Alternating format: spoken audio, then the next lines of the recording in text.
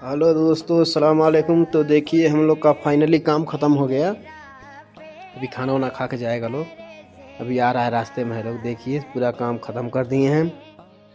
ये खजूर वजूर पानी वानी लगा दिए हैं। अभी आएगा लोग, खजूर खाएगा, पानी पिएगा पहले, उसके बाद से कोई दूसरा काम देखेगा।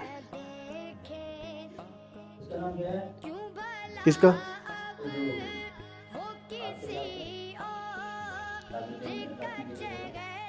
तुर्की नाम है ना?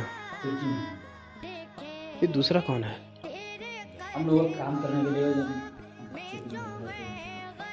क्या पता, नहीं याद आ रहा है। वो उधर का घर है। तो देखिए फाइनली हम लोग का काम ख़त्म हो गया है। बस खाना खा के जाएंगे रूम पे। नाम नहीं मालूम हमको उसका।